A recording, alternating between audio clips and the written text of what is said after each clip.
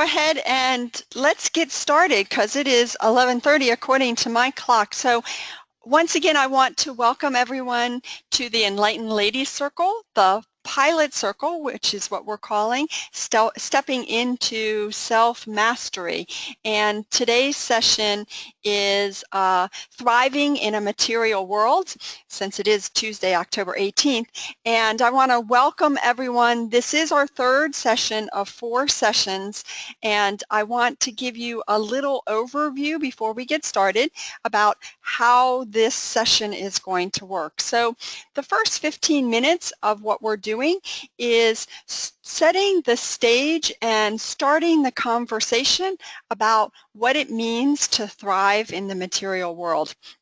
We'll spend about 15 minutes doing that, and then we're going to allow 20 minutes for discussion between all of us and a coaching opportunity to work with both Lily and I. And then the last 20 minutes we're going to be using for reading the Akashic Records. We have opened the records of the group, and that includes everyone that is on the call and everyone who is listening to us in delayed playback.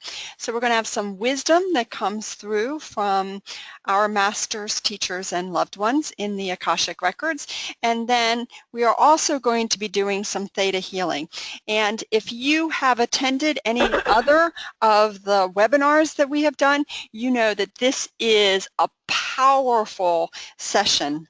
The theta healing and the Akashic record reading is just amazing stuff that you can't find anywhere else on the internet. So I'm just so excited about it. I can't even stand it. So I also really quickly want to mention that we do have a website, the number 8 TH chakra, CHAKRA.com, and underneath the website, there is a page called Resources, and that's where you will find information on different books that we've recommended, different websites, and YouTube videos and things like that.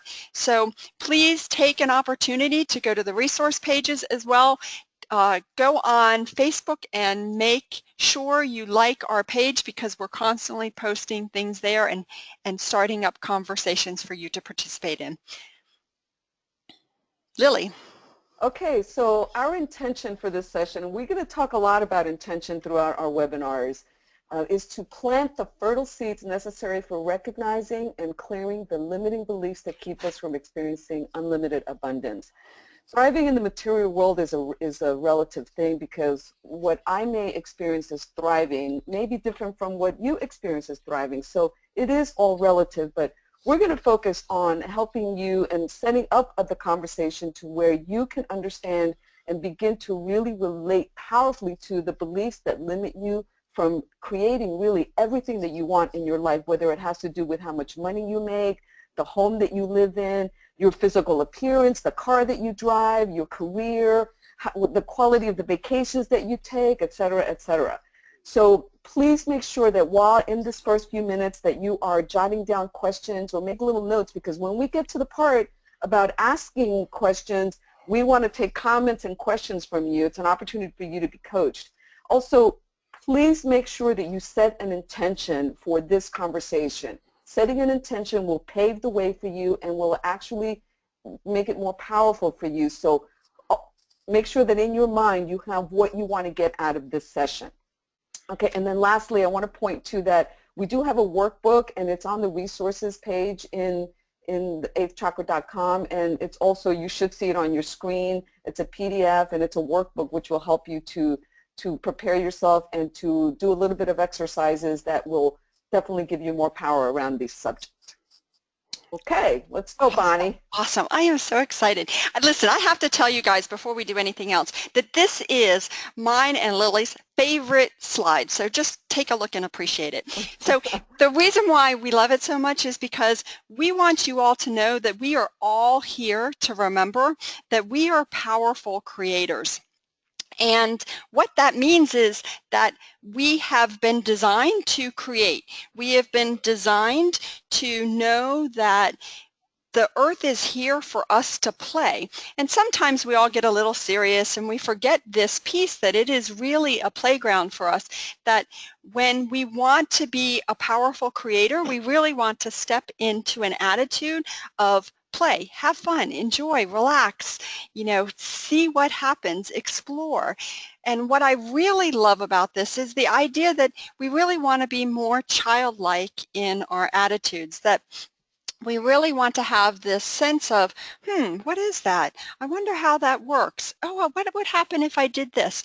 What happens if I say this? And really be in a place where we're willing to wait and see what happens and really create.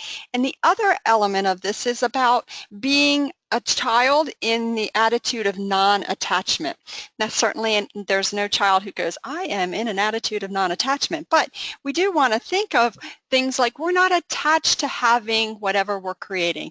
It would be great if it appeared, we would be excited about it and we would appreciate it, but we are not like, if I don't have this, I'm not going to have fun, or I'm not going to like myself, or something else. So we want to constantly, as we go through the morning, remember to think about life as a place to play. So in that mode, we're going to talk about how everything is energy and vibration. It is really about having this thought process that we are here to play and we are here to enjoy. And that's really what it's all about. There is an energy. Everything is energy. Everything comes down to energy, from the thoughts that we have to the things that we create. And so we want to remember that that is what we want to pay attention to.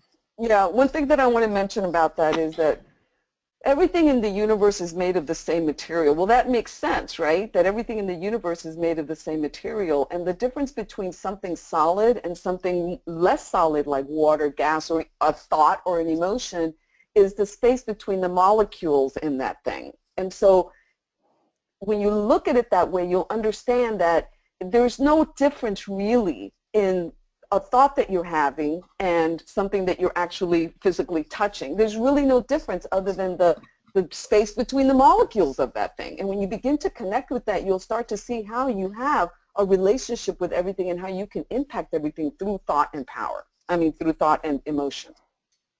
So again, everything is energy and vibration. Your body is filled with energy vibrating through it. It's electricity.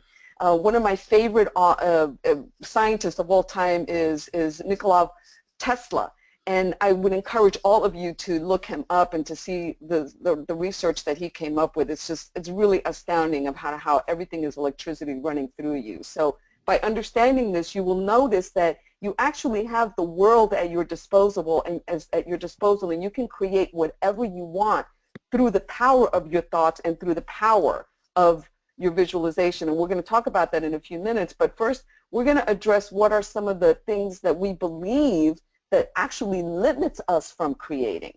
And as we move into that, the last thing that I want to mention is that abundance, which is something that all of us are used to talking about and familiar with, is not something that we acquire. This is something that Dr. Wayne Dyer said.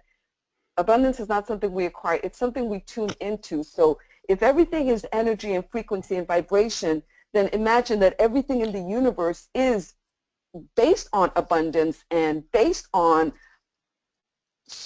lots and lots of everything, because there's an abundance of everything. So it's about tuning into it versus acquiring it. So it's almost kind of like the radio dial, and I'm sure many of you have heard that analogy. It's about tuning into the frequency like you would on a radio, so that you can actually align with the frequency of abundance in the universe. So let's talk about some limiting beliefs. So what are you tuning into? Are you tuning into scarcity, or are you tuning into abundance? Because you have a choice. On that radio dial that the universe gives us, there's a channel that says, okay, I don't think that there's enough in the world. I don't think that there's enough for me to have. So, or you're tuning into abundance, which is there's plenty in the world. So what you're tuning into is how you're creating reality in your life. One of the things that I find really interesting is this the scarcity lie, what I like to call the scarcity lie. And it was created to keep us from knowing our abundance, of knowing what is everything that is available to us. And the scarcity lie is that there are not enough resources in the world, that if I have something, then you can't have it too. And what I really love, the analogy, the law of abundance, is that the sun is like the example for abundance. The sun doesn't say, well, I'm going to shine on Bonnie, but I'm not going to shine on Lily. The sun says, I'm going to shine on everybody equally, and you can certainly choose to step out of the sunshine, but you can also choose to be in the sunshine. And so we want to think about abundance more like the sun. It's available for everybody. There is no shortage of everything. Yeah, I love that. The sun is in choosing. Okay. So something that really limits us is to the degree, and there's a lot of belief systems that limit us, everybody, but we've only going to talk about a couple of them. But you should start to think to yourself also, what are some of the beliefs that you have that limit you in creating everything that you want in your life? If you don't have the career that you really want, what belief system is keeping you from having that career that you really want? So many times we settle for less than what we think that we deserve, or we don't even feel that we deserve to have abundance or that we deserve to have everything. And these kinds of beliefs are given to us often from the time that we're really young. I mean, we are born into this world happy and full of life, and then as we grow up, we hear messages from our parents, teachers, peers, people in the environment. You know, we watch television, and we see things and we take on belief systems that may say things like, oh, you can't do that. Oh, are you kidding? You could never be smart enough to do that. And we hear a lot of belief systems. One of the belief systems that I grew up with was, you'll always have just enough. And I had to really battle the belief system of just enough. I always had just enough. But I, as a being of abundance, I don't want just enough. I want more than enough. I want so much that I can give it away. So I've had to work on understanding that that belief system was not even my belief system. It was a belief system that was handed down to me from my family. So it's important to be able to distinguish what belief systems are yours and who and which ones are someone else's, and then start to tackle on them. One of the analogies that I really like for this is actually Cinderella. And Cinderella had a belief system that she deserved to be doing the housework, that she was second in status to her stepsisters and her stepmother. And what she had to discover with the help of her friends is that she could have whatever she wanted. She could actually create what she wanted. And it's an awesome opportunity for us to take a look at the idea that we can settle for what we think people are saying and what people think that we deserve, but we can also design what we want and create what we deserve. Yeah, perfect. And just as a note on the Cinderella, the fairy godmother is a symbol of our higher self, giving us an opportunity to transform and transmute the coats that we wear, so to speak, which are virtues and belief systems and all of that, and move from having, you know, wearing a simple little dress as a maid, let's say, to wearing the gown of a princess. And this is really our process of transforming and transmuting ourselves into a higher frequency that allows us to create and have everything that we want. Oh, I love that. I absolutely love that. So the third belief system that we're talking about today is also how we view success and how we view failure. So the question to ask is, you know, do you have a fear of being successful? Do you have a fear of failing? Is that something, a belief system that plays a part in how you view the world and what you take into the world? Are you thinking, well, if I'm successful, then I would have to handle this issue and be able to deal with employees or have, you know, people be angry at me or whatever your belief system is. Same goes for how you view being, being a failure. Are you concerned that you are going to be a failure if you absolutely try for something, that you're not going to succeed, that there's no opportunity for you? You know, which view of the world do you take a look at? Okay, very good. So bottom line is that we can take on the belief systems that we want as long as we're aware that beliefs actually create reality, and they do. And we have a choice about the beliefs that we have. And so if you can choose belief systems, then choose ones that are powerful for you. We're not talking about the truth, and nothing that we talk about in these webinars is really about the truth. I believe that there's very few things in the world, in the universe, that are true. But if I get a chance or the choice to choose my belief systems, I'm going to choose ones that empower me, that allow me to reach for the stars and have everything that I want, rather than choosing beliefs or worse, having beliefs thrown on me that are definitely not true, that limit me in my growth and in what I'm creating. Oh, that's awesome. Absolutely. I agree with you completely. Now remember, guys, we're in just a few minutes, we're going to go into our question and comment section, so make sure that you're ready to raise your hand, and we'll unmute you so that you can present a situation that's going on with you, and we can bring some real live coaching to you and continue our conversation in the interactive way that Bonnie and I really want to. Okay, so words create reality. Oh my gosh, I have studied so much about language and how powerful words are, and words really do create reality. How many of us use the phrase, I can't afford that, or I don't know if I can ever achieve that, or whatever it is? When those words come out of you, those words, like we said earlier, those words carry an energy and a vibration to them. You've got to be conscious of the words that you're using, because they are creating your reality. And so be cognizant of that. Make sure that the words that come out of your mouth are creative words, that they're build-up words, empowering words, rather than words that make you feel down or that make you feel small. Cut that stuff out. Before I change this, I just have to say real quick, Lily actually caught me saying a phrase that maybe some of you say, I'm working on it, or I'm getting to it. And she said, you know, you realize there's no power in that. And so I'm now changing my phrasing to I'm embracing, which is so much more powerful. And it's such a great example that the words we use really do create our reality. And then visualization is important, because, again, you think things that has energy. Visualization, everything that has ever existed in the planet began as a thought, began as an imagination, began as an image. And so the more power you put into your visualization, utilizing details, etc., the more the universe can materialize those things for you.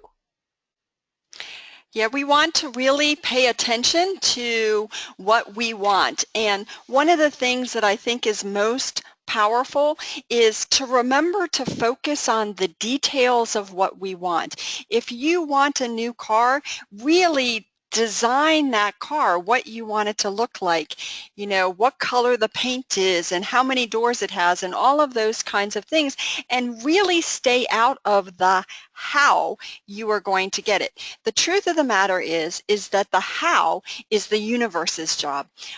Our job is to stay in the creation mode, to stay in designing exactly what we want. You want a new house, you want it at the beach, you want to be able to smell the beach and feel the sand between your toes and feel the sun on your face. You want to pay attention to those details and don't worry about how it's going to happen, because that is the job of the universe. Yeah, and those details that you visualize, it can apply to anything, a romantic relationship, a career, really anything. The home, it doesn't matter what you want to materialize in the world. You need to put visualization into it and let your creative juices really go to work for you. And here's the last two steps we want to want to mention before we go into having an open conversation about this is that we always want to appreciate what is given to us, appreciate ourselves and appreciate everything that is given to us. When I'm manifesting a parking space, it's a silly little thing, but I always say, thank you very much for the parking space, I appreciate it. And whatever it is, we want to be in that space of appreciating what we have and really acknowledging it. And one of the things that Lily and I have both gotten in our records is that the universe doesn't care for waste. If they give us something and we don't acknowledge it and appreciate it, they're not going to be so likely to give it to us another time. So we want to constantly appreciate what we have. Yeah, and what you appreciate increases in value. When you have a new car, you want to wash it and clean it and, of course, maintain the value of it. The same thing with your home, the same thing with the relationship. If you're not putting the love and appreciation into it, it cannot increase in value. In fact, it'll start to deteriorate, and that just makes sense. We all have experienced what deterioration looks like when we don't take care of something. So you are always manifesting all around you. Start acknowledging it. Start to own the power that you have, because all of you on this call and those of you listening to this recording, you all have tremendous manifestation powers and you're already doing it. Now it's time to fine-tune those skills so that you can become the great creators that you came here to learn how to become even more of. And then, of course, we have our Oprah Winfrey, which most of us, of course, know who Oprah is. Appreciating what shows up in your life changes your personal vibration. Gratitude elevates your life to a higher frequency. As your frequency elevates, you're able to tune into those higher frequencies, allowing you to have more power and connection with the source that provides the materialization and the actual reality of our universe. Okay. Anything else, Bonnie, before we move into our questions? No, I think I am ready for some questions. Okay. All right, ladies. So make sure you can raise your hand, and we do have a couple of people actually that have sent me text messages saying that they're on the phone, but that we don't see on our attendee list, and that's okay. So thank you for doing that and for letting me know that you were on the phone. Yeah. So please, show us a raise of hands so that we can address something, a concern that you have in your life. Maybe something's going on with you. Maybe you've been trying to manifest something in your life and you just keep trying all kinds of things and you haven't been able to do it. Or maybe you just are frustrated because you keep knowing that you deserve, and maybe you're reading a lot of books. Okay, we have a hand being raised here. I have ELC. Okay. Okay. So we're going to unmute you, Elsie. Go ahead, Elsie. Hi, Elsie. What's your question? How are you? Hey, Bonnie. Hi, Lily, and hi, everyone. Very, very inspirational, and I do, through Lily, actually, I do embrace abundance and great things. Recently, actually, I got a great news, but at the same time, it's conflicted to me because I got a raise on my job, and it's a great opportunity. It requires a lot of responsibility, but that comes with the demotion of a coworker of mine, and I'm very, very conflicted in how to approach that because I'm very excited for the opportunity, obviously, but at the same time, I do appreciate him a lot, and it's just really hard to handle that positive thing is happening to me, but it's bad for him. So it's very, very tough, and I definitely appreciate I want him the best, and I never want to be in, it's a difficult situation when I'm in a position of abundance, but that's hurting somebody else. Oh, that's great, Ilse. That's really wonderful, because that shows that you're a loving being and that you are compassionate about others. And what I would say about that is that everything really is perfect, and that person is going to receive a lot of lessons and a lot of learning and a lot of growth. And we have to understand that really everybody is responsible for their own reality. So kudos to you that you did whatever you did to manifest your promotion. And what I would recommend is that you hold this person in your heart and send him compassion, waves of energy and love and compassion, and make yourself energetically available to provide anything that that person might need. And keep your eyes open for anything that you might be able to contribute to this person. But ultimately, Ilse, you are not responsible for his reality. That is not your responsibility. And I think what you bring up is really great, because often we tend to take on the burdens and the weights of other people, and then it makes us suffer. We are only responsible for our own reality. So I would encourage you to continue to be compassionate and see if there's anything that you contribute, but don't take on the responsibility. It is not your responsibility. Does that help? Yes, absolutely, absolutely. Because that's exactly how I feel. Like I feel guilty, and I shouldn't feel guilty. Okay, And so I have to interrupt you because my guides are over here going, you got to say something, you got to say something. So one of the things to just notice is that you dropped right into that kind of scarcity thought process, which was, if I get it, he doesn't get it. And that is not how the universe works. The universe works with whatever the lesson is. So your lesson or your experience is around you getting this position and you being able to step into the space of more responsibility and whatever lessons are there for you to learn. In fact, the opportunity for him some of it could be to learn to step back gracefully and to appreciate it, or maybe there's another job that he is applying for that is really just perfect for him. And so it's like, try to stay out of the space of, if I get something somebody else doesn't, because that's not really how the universe works. Yeah, that's great. Yeah. That's great. Yeah, That that's definitely perfect. makes a difference, because it just I feel like I was blocking myself in something that it was great happening. Yeah. Yeah. Absolutely. It's easy to do when we fall into that.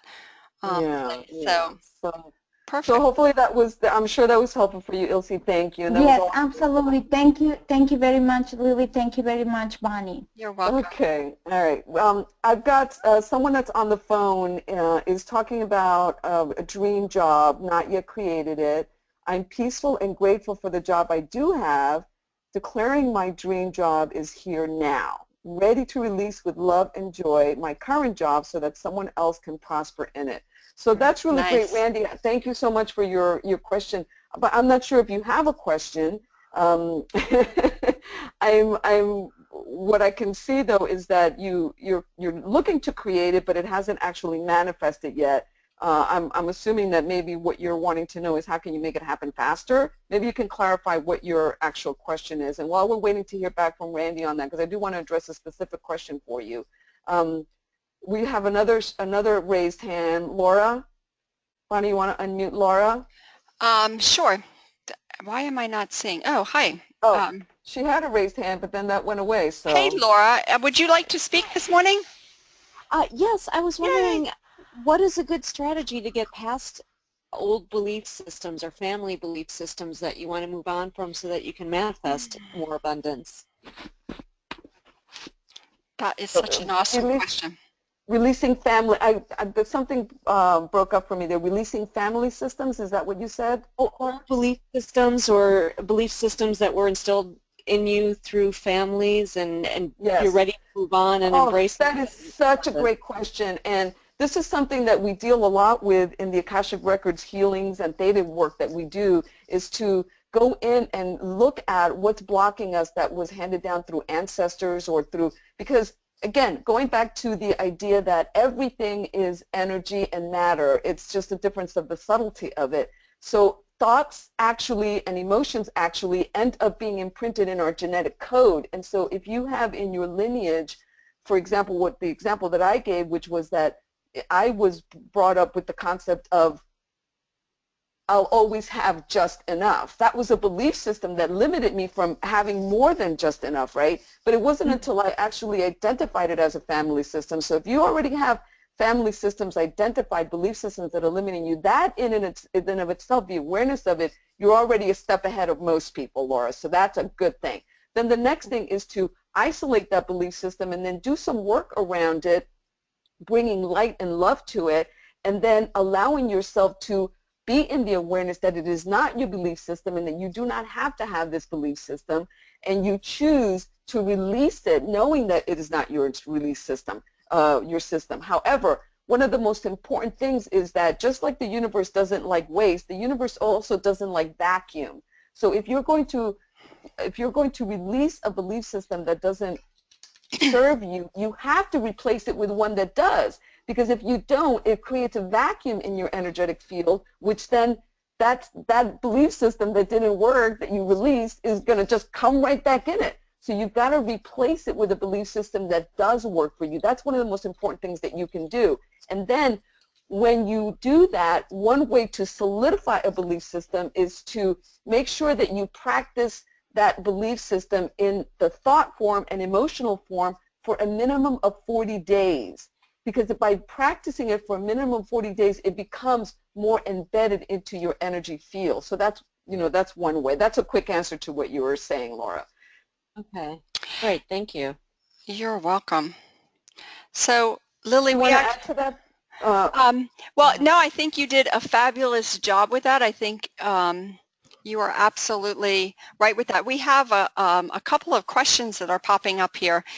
Okay, yeah, and I just want to, because I addressed with Randy before, she was talking about not having manifested the dream job, but although it is still something that she's working on. So she did confirm that what she wants to know is how to move past being blocked about it and then really moving forward because it hasn't manifested. So what I want to say to you about that, Randy, is that, a lot of times when we're working on things and we're doing, we're taking all the right steps and we're doing everything that we know how to do, and yet it doesn't keep manifesting. The important thing is that when things don't happen in the time frame that we expect them to, we immediately go into the mode of frustration or in the mode of, but it's not coming, but it's not coming. And as soon as you're thinking it's not coming, you're automatically having actually the attention on the not having of it versus the having of it. And so it's really important to maintain the attitude of it's coming and then not worry about the timing of it, not worry about when it's going to happen. Bonnie was sharing something with me about something she began to manifest several years ago, and it's now coming to reality. And she didn't even, it's about a new home that she's creating, and she actually began the manifestation of this process. How many years ago, Bonnie? 4. Like 4 years ago. It took 4 years, but during that time, she never once said, oh, it's not coming, when is it going to be here? She didn't. She just created it, manifested, gave it energy, and then released it and allowed it to be. So, Randy, keep doing what you're doing. Don't allow yourself to go into a space of, but it's not coming, how can I make it go forward? How can I make it go faster?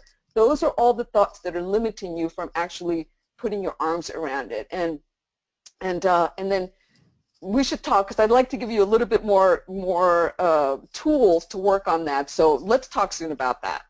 Okay, Bonnie, you had a couple other people that had some questions. We have some questions coming in. So one of the questions is, when you set your intention, do you meditate on it, or do you just take actions towards your intention one day at a time, being in the moment? And I think that's really part of the answer, right? When you set an intention, is that you can do either of those things. You can actually meditate on it, and when I do meditation, I sit and I just think about it. What am I really creating? Why am I creating it? Am I in a space of being positive? Is there anything about it that is a negative for me? Or am I just constantly putting it in the positive? And so whatever it takes for you to create your intention. And the most powerful piece of that is exactly what you said, Lily, which is, staying out of the,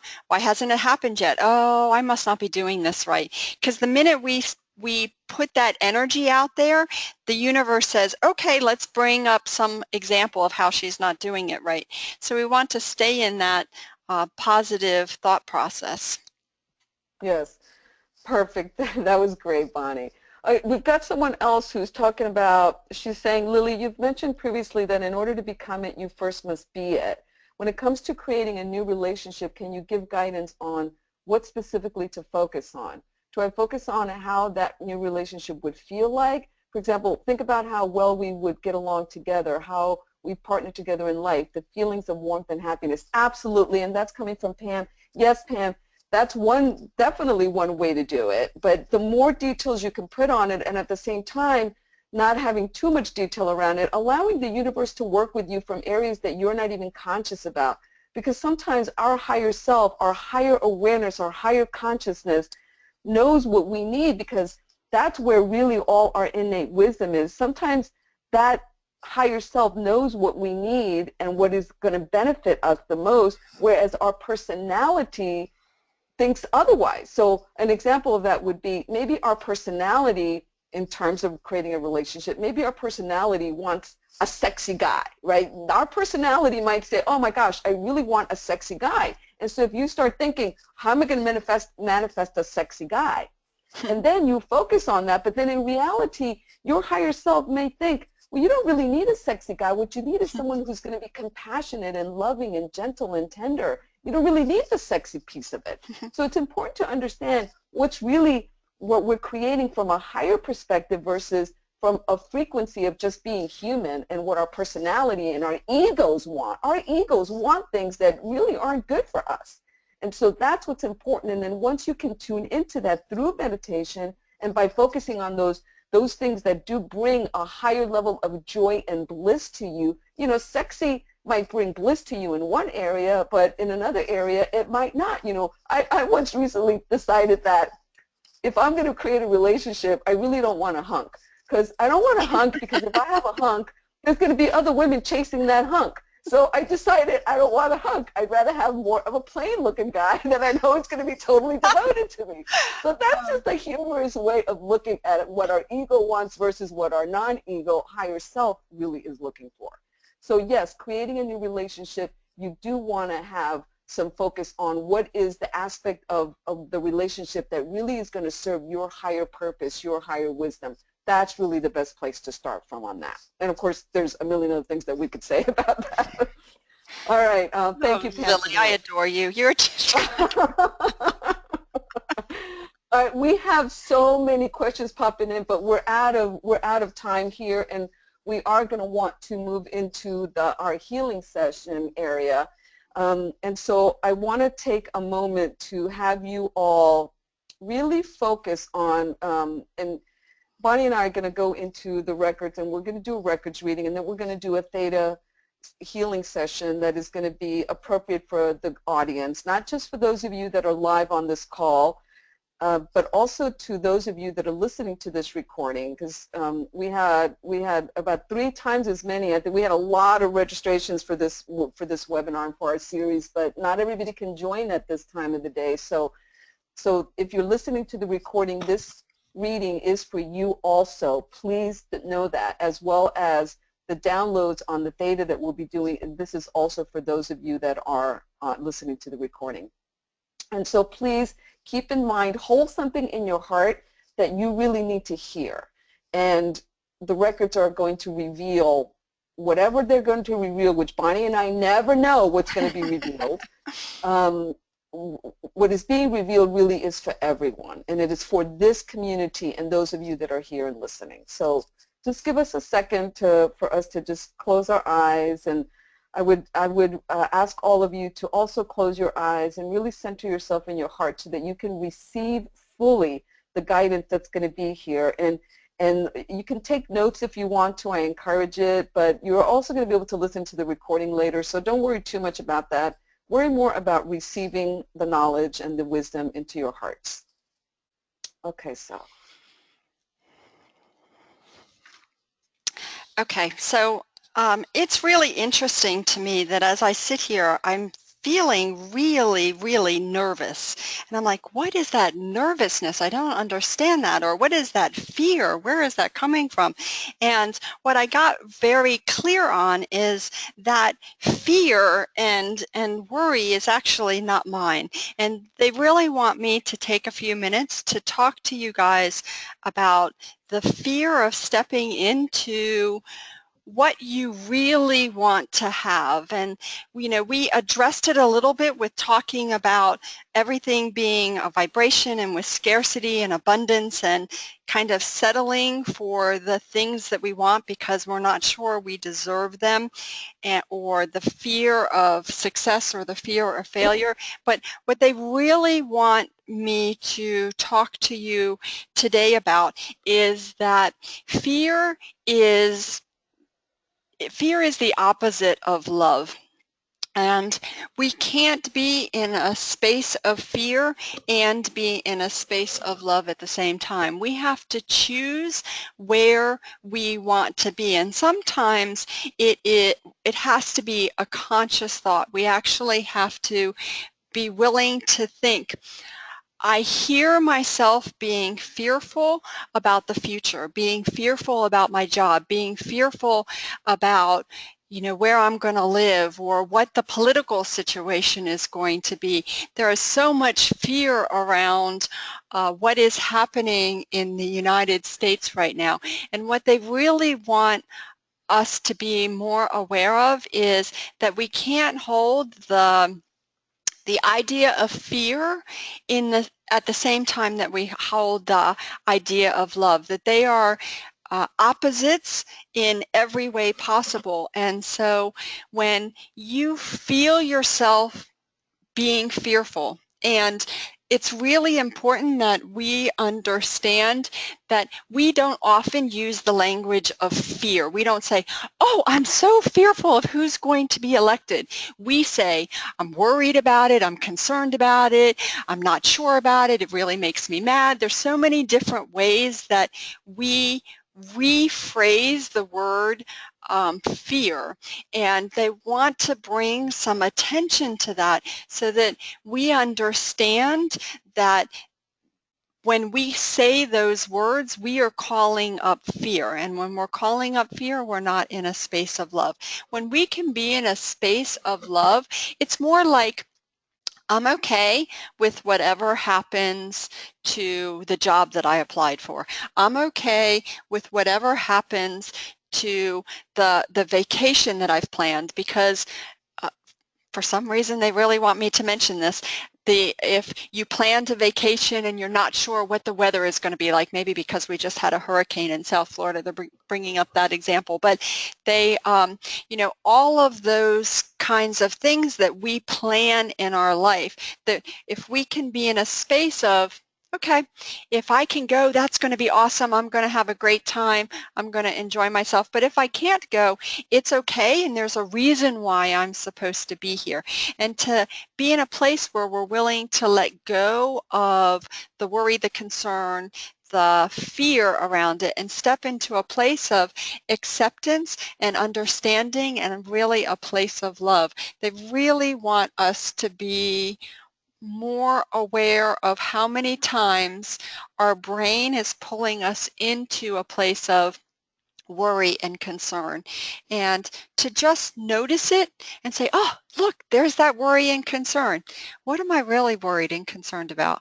Oh, maybe I'm really worried and concerned that I'm going to look bad, or I'm going to not have enough, or someone's going to be talking about me, or whatever it is. And so they really want us to notice a little bit more when the wording that we use, and consider how we can shift that wording to be a little more powerful. That's great, Bonnie. And we're right in the same place, Bonnie, because the first thing that came up for me was a conversation around fear as it relates to really the fear of success, which we talked about. And what they're wanting for you all to know is that oftentimes we have a hard time identifying or distinguishing between fear of failure and fear of success, because we think, well, why would I be afraid of success? That almost doesn't make sense. But so they also want you to, so we're going to go back to that in a second, but they, as a parenthesis, they want you to know that fear in and of itself is not a bad thing. We relate to fear like it's a bad thing, like it's a negative thing. Fear actually is a motivator. It can actually be a very positive influence in our lives, oftentimes even saving our lives or saving us in some way. If it wasn't for fear, we might do things that could be really, really harmful to us. Fear allows us to gauge risk, and it allows us to really understand how to make certain decisions and make certain choices in our life. So they really want each of you, all of us, to understand that fear is not a bad thing. And in fact, we should not resist fear in any way. Fear is not something to be resisted because, in fact, the old adage of what you resist will persist is very true with fear. If we try to do away with fear or get rid of fear or conquer fear or in some way try to overcome it, what we're doing is keeping it in place in a way that is not positive to us. And so it's important for you to embrace fear, recognize it, acknowledge it, and ask fear, why are you here? Rather than saying, will you please go away, fear? Instead say, why are you here, fear? Why am I feeling afraid? And then understand what fear is trying to tell you about that thing. And then the next thing, which is about the failure of success, fear of succeeding. Why would we fear success? The reason is because, and this is what they want you to know, is that there is a mechanism in our society that has, if any of you saw the movie The Matrix, you can relate it to this. There is a mechanism within our society, within our culture, that has us thinking that being small is really what we need to do. And we're constantly being bombarded by a lot of messages in the media that keep us small and that keep us in place. And so, politics is a great example from what Bonnie brought up. Being afraid of or being in a place of discouragement or in a place of, in any way, abhorring what's going on, that actually keeps us small. Because it's true that everything in life, on the spectrum of emotions, on one end you have fear and on the other end you have love. Love raises your vibration to very, very high levels. And since you can have fear in the place of love, then by raising your frequency and raising your vibration towards love, you become more connected to the Creator and you become more connected with the forces in the universe that allow you to create the reality in your life. But if you're tending more towards being in the area of fear, then you're actually succumbing to what the societal patterns are, in which, unfortunately, we have in our society a type of a matrix where a few are really in control of everything that's going on, and there's a majority of us that aren't. And to the degree that the majority of us are not in control of our lives is to the benefit of the minority that is. And so whether that's true or not, they're saying, the master's teachers want you to know, that that is not necessarily true, but it's a perspective in how to look at it to begin to understand why you would fear success. It's not really that you fear success. What is happening in that fear of success is that you are uncomfortable with moving into the highest aspect of yourself, possibly because of belief systems from the time that you were little where you were told that you can't do this or that you can't aspire to do that. How many of you on this call or are listening to this recording were born to be musicians or born to be artists, and then in your young age you were told, well, you'll never make a living if you become an artist. You'll never make a living if you're a musician. And so we hear these belief systems, and then we become accustomed to thinking that we can't be the greatest aspect of ourselves. But they want you to know that being the greatest aspect of yourself does carry a responsibility which many of us aren't really willing to take on. It is a responsibility to be the greatest aspect of ourselves, but that responsibility is not as heavy as most of us think. We think of the word responsibility, that it carries a lot of weight to it, but really what it is that we think that if we step into the greatest of who we are, that it's going to require more work, that it's going to require for us to not be as lazy on some days as we are, that maybe we won't be able to sleep until 10 o'clock on a Saturday. If we are the greatest of who we can possibly be, how can we do that? But really what they're trying to say, or what they want you to know, is that the responsibility of being the greatest of who you are is nothing less than emulating in your life the model of being the greatest of who you are. And that is distinct and different for each one of you. So there's no judgment here. They want you to stop judging yourself. Stop thinking that you have to carry the world on your weight. And they're just now leading me into the healing piece of this, which is I'm being guided, and I'm already starting to feel the energy. So I want you all to really focus your, oh my gosh, I want you all to focus your attention on the crowns of your head, because this is starting to get downloaded even before I even made the intention of it. So just give me 1 second here. Okay, this is what's being downloaded, is that we are, Mother Father, creator of all that is perfect, is wanting you and is creating a disillusion of this belief that you are somehow burdened with responsibilities. So I want you all to think of what are the responsibilities and the weights that you are carrying on your shoulder right now. However you're viewing those weights, those responsibilities, those burdens, we're going to bring love and light into those areas and release them as burdens and begin to see them for what they really are, which are opportunities from your highest possible expression of yourself to begin to step into that expression and emit nothing but love and joy around all of those opportunities, because you may be looking at them as burden, and as you look at them and view them as a burden, they actually occur as a weight. Some of you may even be experiencing pain on your shoulders. I'll bet you that, I'm actually being told, 60% of the people on this call or listening to this recording have chronic pain in their back, their upper back and their lower back. And this has to do with carrying responsibilities and burdens that are not yours. The example that one of our, that ELC gave earlier about feeling responsible somehow for her coworker, this is an example of that.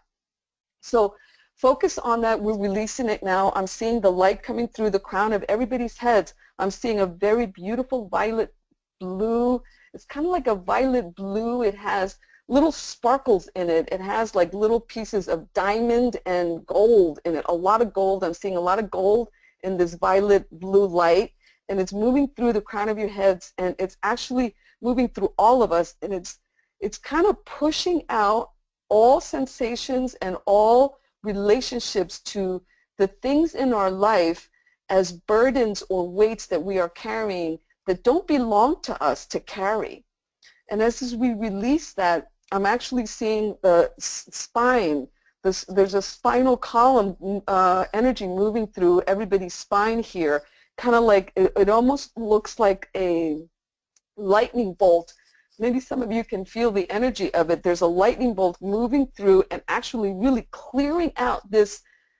It feels like a sandbag is the feeling that I have around it. It's like sandbags preventing the water to flow. Water is an energy of transformation and clearing and movement and transmutation and cleansing. So now I'm seeing the electricity, and then I'm seeing the flow of moving energy through everybody, moving out these sandbags, this very heavy energy, moving it out, moving it out. It's still moving it out, you guys. I'm telling you, this is something that we all carry within our energy fields, and it's amazing the damage that we do to ourselves by taking on these burdens. And so it's moving now, it's moving, and I'm now continuing to see this violet blue energy moving through everyone. I'm sure some of you are feeling this. We've had so many comments from our participants that they have felt the energy and the vibration moving through them. I'm seeing it. Now it's turning like an emerald green light, which is, of course, the color of healing. Some of you are carrying this weight and this burdens in your heart center. It's moving that right now. This emerald green light is moving now through the heart centers of this group, those of you that are listening live, as well as those of you that are listening to this recording. So it's moving quite rapidly. It's a very high frequency, very fast moving energy that's moving through everyone right now, bringing in that healing and bringing in the belief system into your genetic code that says, I am the creator of everything in my life. I look at everything as my creation. I create my reality moment by moment. I now choose to create things that are powerful in my life. I now choose to surround myself with people that that empower me and that allow me to empower them. I now choose to stay in a frequency of love on a daily basis as often as I can.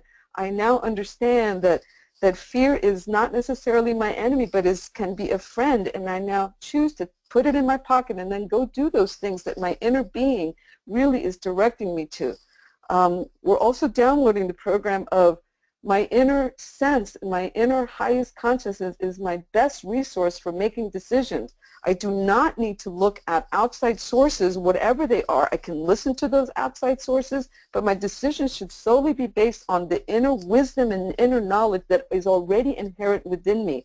This belief system is being downloaded into every single one of you right now. I now see that my choices that will empower me come from my inner system and guidance that is already with me. I was born with it. I've had it for all my lifetimes. This inner wisdom and guidance now allows me to make the powerful choices and decisions in my life. So these two very, very strong programs are being downloaded right now into your genetic code so that they can begin to allow you to have the light within you that you so deserve, because you deserve all the beauty and all the light and all the love in the universe. It is here for you. Tune into it like a radio dial. Tune into it. Step into it. Allow it into your life. Everybody, please take a deep breath, thinking of your heart, connection with your all-knowing, connected, higher consciousness. Make that connection and take a deep breath into your heart.